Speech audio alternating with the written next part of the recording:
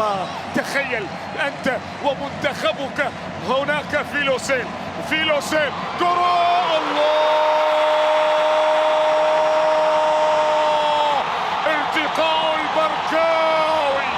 ارتقاء البركاوي لأسود الأطلس. نعم، يفتتحون التسجيل عند الدقيقة 28 بكرة عرضية بعيدة المدى بالنسبة للمنتخب المغربي.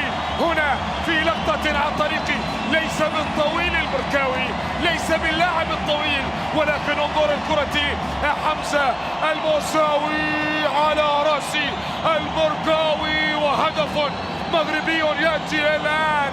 انظر بهكذا أسلوب والطريقة يقفز فوق الكل ويرسل الكرة على رأس فيليب في مرمى حمد المقبالي. شعلي لوها